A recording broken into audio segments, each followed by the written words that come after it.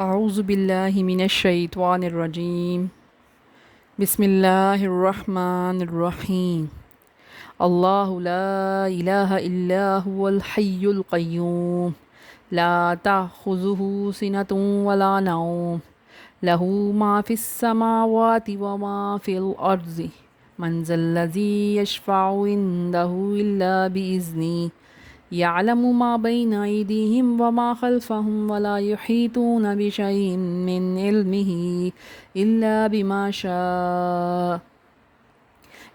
بما شاء وسع كرسيه السماوات والأرض ولا يؤوده حفظهما وهو العلي العظيم۔ اللہ وہ ذات جس کے سوا کوئی معبود نہیں، الہ اس کے معنی وہ معبود جس کی عبادت ہوتی ہے، الحی وہ ہمیشہ زندہ ہے، القیوم سب کا تھامنے والا، لا تأخذہ سنۃ ولا نوم اس کو نہ اونگ آتی ہے نہ نیند آتی ہے، لہ ما فی السماوات و ما فی الارض جو کچھ آسمانوں اور جو کچھ زمین میں ہے سب اسی کی ذات کی ملکیت ہے، وہ ان سب کا مالک ہے۔ من ذا الذی یشفع عندہ الا بإذنہ کون ہے جو رب کے سوا بلا اجازت کسی کی سفارش کرے، اور جو بندے رب کے قریب بھی ہیں ان میں سے بھی بغیر اجازت کوئی کسی کی سفارش نہیں کر سکتا۔ یعلم ما بین ایدیہم وما خلفہم وہ جانتا ہے جو دنیا کے روبرو ہو رہا ہے، جو کچھ ان کے پیچھے ہے اور جو کچھ ان کے آگے ہے، وہ سب جانتا ہے اور ہمیشہ سے جاننے والا ہے۔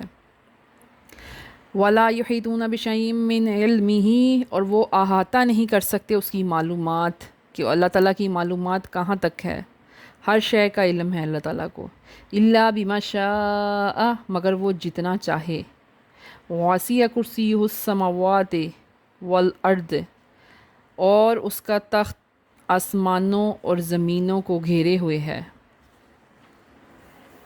وَلَا يَؤُودُهُ اور نہیں گرہ گزرتی اس کو، حفظہما اور اس کی حفاظت آسمانوں اور زمینوں سب میں موجود ہے، وَهُوَ العلی العظیم وہ غلبہ اور صفات میں سب سے اعلیٰ۔ بسم اللہ الرحمن الرحیم۔ اللہ عز و جل وہ ذات ہے جس کا کوئی معبود نہیں، وہی ذات عبادت کی مستحق ہے، وہ معبود ہے جس کی عبادت ہوتی ہے کیونکہ وہ ذات ابدی ہے، وہ ہمیشہ زندہ رہنے والا ہے، وہ سب سنتا ہے، دیکھتا ہے، قادر ہے۔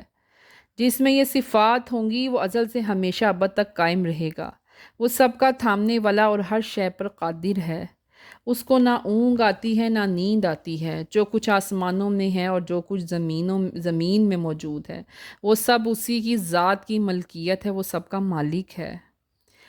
کون ہے جو رب کے سوا بلا اجازت کسی کی سفارش کر سکے؟ وہ جانتا ہے دنیا میں جو کچھ ہو رہا ہے، جو کچھ پہلے ہو چکا تھا اور جو کچھ آگے ہوگا، وہ ہمیشہ سے سب جاننے والا ہے۔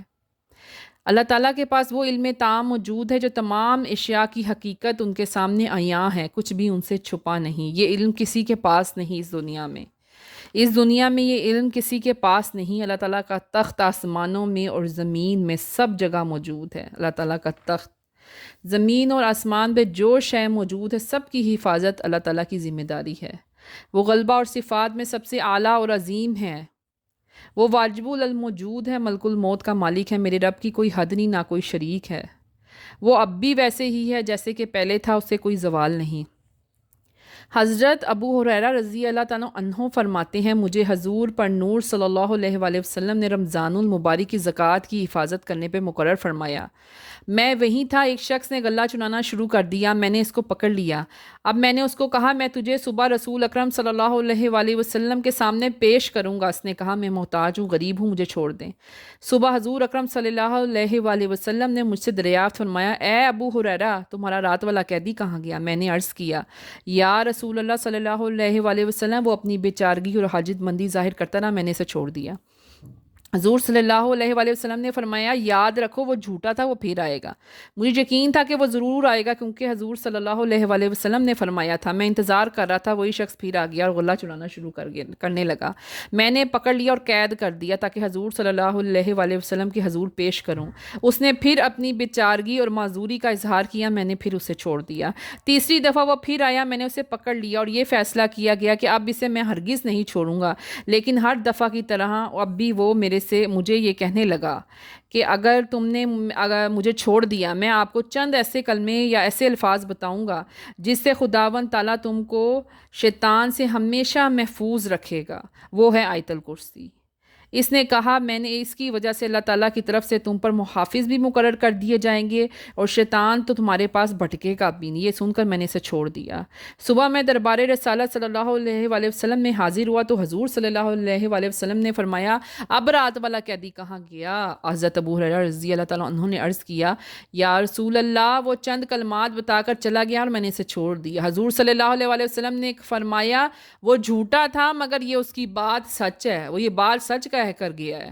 تمہیں معلوم ہے وہ قیدی کون تھا جو 3 دن سے تمہارے پاس آ رہا تھا؟ ابو ہریرہ نے عرض کیا نہیں یا رسول اللہ، نہیں میں نہیں جانتا۔ حضور صلی اللہ علیہ وآلہ وسلم نے فرمایا وہ شیطان تھا۔ صدق اللہ العظیم۔